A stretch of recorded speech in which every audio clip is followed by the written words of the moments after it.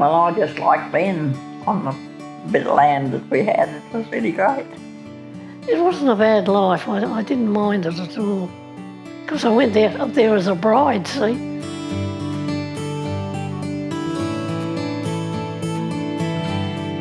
Rail motor. 12 hours it took me to get from Brisbane to Wandoan. Gee. When I first saw our block, I grew up outside of Dalby on an open plain. Go out to Wandoan, there's just trees everywhere. Yeah. I just couldn't believe it. And there was one patch there, I don't know how many acres would have been in it, that looked as though it had been specially cleared for us.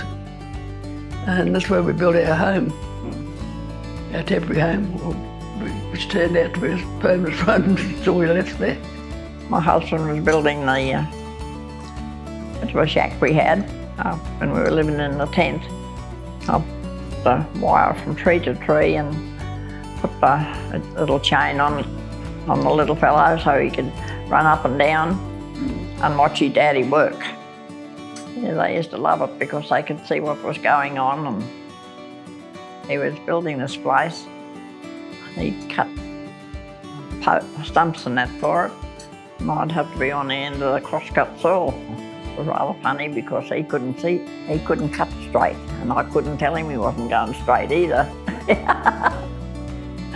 He drew out the ballot and he'd do the house and the land, which was 1,300 acres. It was a type of house that, well, I rather liked it. You know, just the 4 bedrooms with a veranda right around. You could get a petrol-driven washing machine, and I had one. It was the best little motor that's ever invented under that petrol-driven washing machine. Yes. And every time John wanted a small motor to do something, he used to pinch my washing machine motor. Oh, no. We had the wood stove, and we had a base or a dish or something for washing up and that sort of thing. We had no sinks or nothing like that, and just a few cupboards to put the food in, and we just managed. And the old copper boiler to boil the clothes up, probably carpet water from the dam. They used to boil the nappies in the old copper. You used to have to fill up the copper and put the fire underneath and get the old stick and use to twirl it around and lift them out. Yes, everything. It was all done by hand.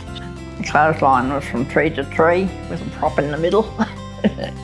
Water was a big problem. We had everything drained.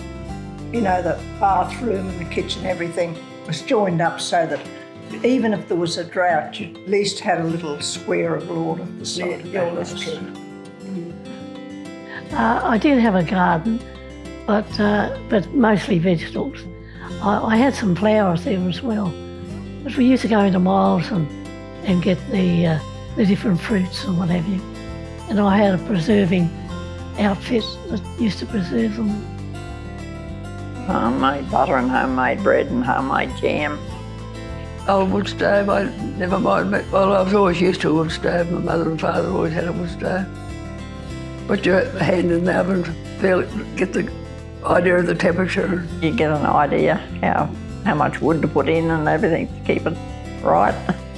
Actually, they used to make the most beautiful sponge cakes and scones in the old wood stove. After I got the electricity, I couldn't make a scone. I think I spent as much time out in helping on the farm as I did in the house.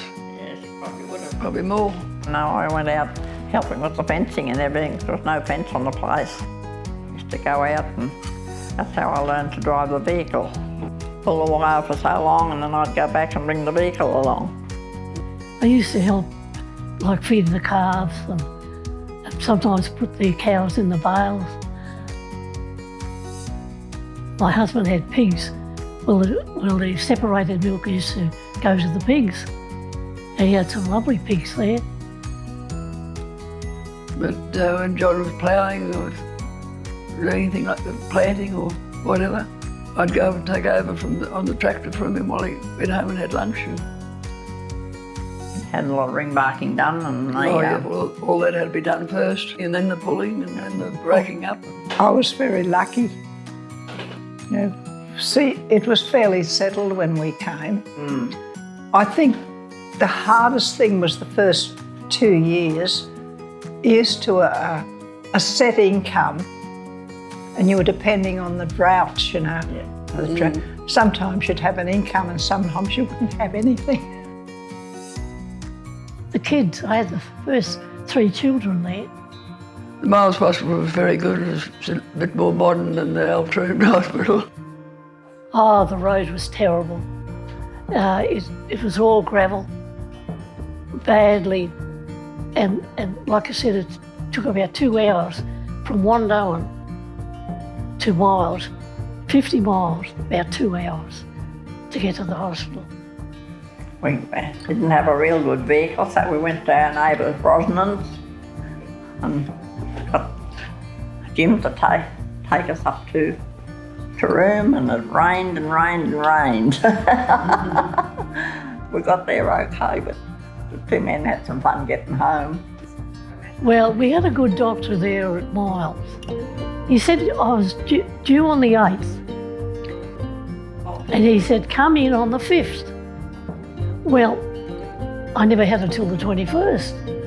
I was stuck at the hospital all that time. Couldn't get home because of 56 floods. And then in those days, they kept you in for about 2 weeks. It was a very good school, Wandoan School. It was very good. Oh, yes.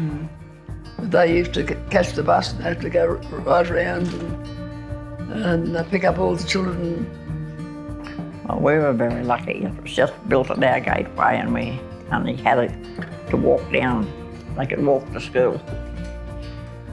But we had a nice little township there. We had a bakery and a butchers and chemist and a bit of everything. We used to go into town, and there's only one grocery shop that used to get everything from there, but it's different now. Oh, it was a good social life. I liked it. I wasn't a great tennis player. I was what they call the hit and giggle player.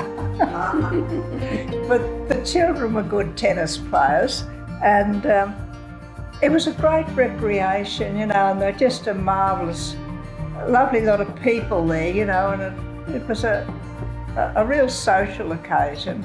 We used to have the different dancers there. Joe, my husband, wasn't a very good dancer, but he could shuffle around, so.